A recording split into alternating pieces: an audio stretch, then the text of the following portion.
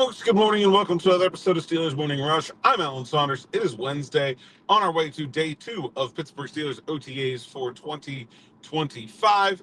And I got a couple of good questions that I want to answer here about Steelers quarterback one, Mason Rudolph. I think, let's just say, I didn't really talk about Rudolph a lot yesterday because to me, he's very much a known quantity at this point in his career. He's almost 30 years old. He's been in the NFL for a while. I've been watching Mason Rudolph play. Actually, I think I have watched Mason Rudolph play every season of his career except for last season.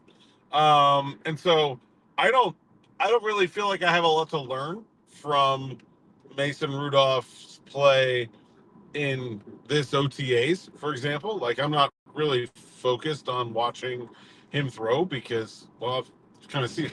And I guess, the questions here are thinking about this a different way. So I'll try to approach it a different way. Cliff the Dark Knight, a regular commenter here on the YouTube platform, asked, if Mason Rudolph is a starting quarterback, what are the chances that he has a season like Ryan Tannehill did for Arthur Smith in his first year as the Tennessee Titans offensive coordinator? I think that's an interesting question. I mean, it's pretty easy to look at the situations that Mason Rudolph's been in.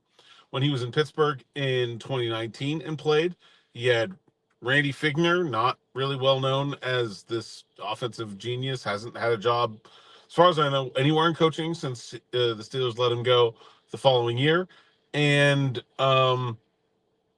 did not have a lot of talent around him. Had, guys like Deion Kane at wide receiver and Tony Brooks James at running back and Nick Vannett at tight end. That team, in addition to Ben Roethlisberger being hurt, had a bunch of other injuries, and really just struggled offensively. So, I mean, is that all we're going to get out of Mason Rudolph? No, I don't think so.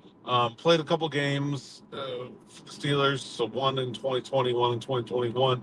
Not particularly exciting. In 2023, he looked good. I mean, I don't think he looked great, and they was definitely against some bad defenses and then some good situations. But he looked good in 3 games at the end of the 2023 season. Then he goes to Tennessee and was pretty awful last year. So I think there are 2 things keeping Mason Rudolph from having a Ryan Tannehill-like career arc. And I was also asked a question in a DM similarly comparing Rudolph's situation to potentially those of Geno Smith and Sam Darnold, 2 other quarterbacks who had this sort of late career resurgence and sort of became the player that everyone always thought they were going to be later on, well into their 20s, and Geno might actually already been 30. I don't think that's going to happen for Mason Rudolph for 2 reasons. One is that Mason Rudolph was starting from a different place. Ryan Tannehill was a first-round pick. Geno Smith was a second-round pick. Sam Darnold was a high first-round pick. So the NFL had already decided those were better players than Mason Rudolph to begin with. I know Kevin Colbert's nonsense about having a first-round grade on Mason Rudolph still gets repeated until this time. If the Steelers did, they were literally the only people that did. So that's not the way the league thought about Mason Rudolph. And while the league can be wrong, it's not likely. It's more likely that he is a third-round talent.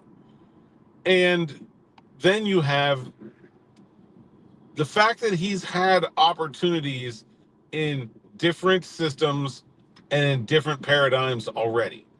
Ryan Tannehill was in one place, failed, went to another place, succeeded. Geno Smith was in one place, failed, went to another place, succeeded. Now, Darnold was in multiple spots. But if you kind of remember, the year before he was in Minnesota, there was some buzz about Sam Darnold being a backup in a good offensive system, and we'll get there in a second as well. I think it's different when you're talking about a guy who played, 8 games in 2019, 3 games in 2023, 6 games last year.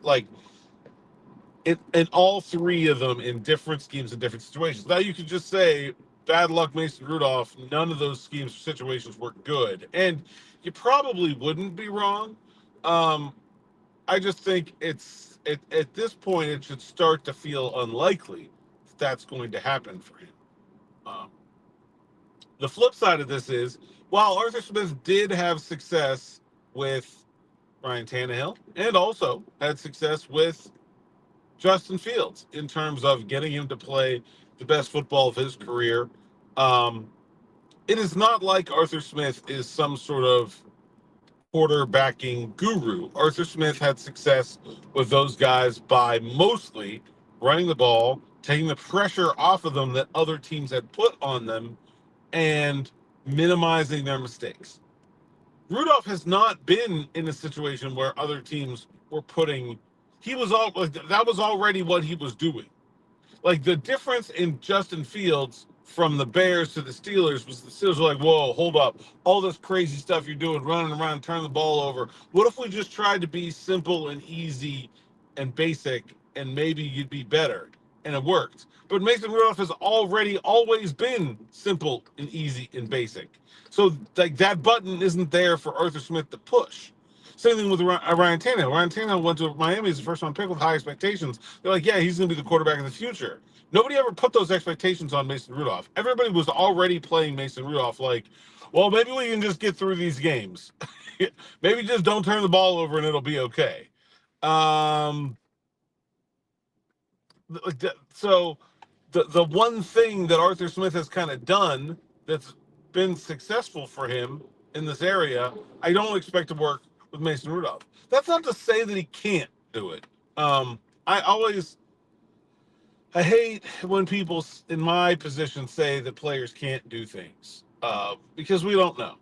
I just think we should think it's unlikely that he has some sort of Tannehill, Darnold, Geno Smith-esque career resuscitation where next spring we're talking about Mason Rudolph being one of the highest paid free agents on the market. Well, actually, they got a new 2-year deal, but whatever.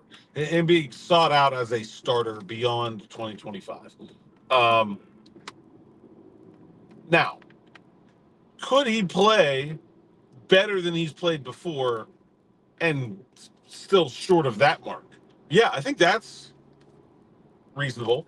Like, I think Mason Rudolph could have the best season of his career with Arthur Smith, and I think he could possibly lead the Steelers to a playoff win. Like, I don't think those are things that are beyond conversation. I think the idea of Rudolph becoming Sam Darnold, when you consider the lack of original upside and the number of opportunities he's gotten, the kind of coordinator Arthur Smith is, and the fact that the sort of way that Arthur Smith has fixed quarterbacks in the past does not seem likely to fix Mason Rudolph. I think we should call that pretty unlikely. But the idea of him just being like the best version of himself that we've seen over the course of a lengthy season, that would probably get the Steelers into the playoffs. I don't know if it'll win a playoff game, but it'd probably get them there. And I don't think that's crazy to think about at all. Do I think Aaron Rodgers is better? Yes. And I don't think him not being at OTAs will change that at all either. But we'll see where that goes. I'd say in a couple weeks, probably. So, all right, that's a good question. I appreciate the perspective. And let me know what you think in the comments. Keep the questions coming. Love questions, especially for the Morning Rush show here. I feel like it works best when we're having a conversation, even though it's just me talking. So I need your input between the shows to happen during the show. So that's it. We got practice number 2 on deck. Me, Ed Thompson, Brendan Howe on the way to UPMC Rooney Sports Complex. We'll have practice report with me and Brendan just around 3, and then afternoon drive, me and Smitty at 6. Yeah, there we go. That's it. Until then, thanks for listening. Thanks for watching. See you next time.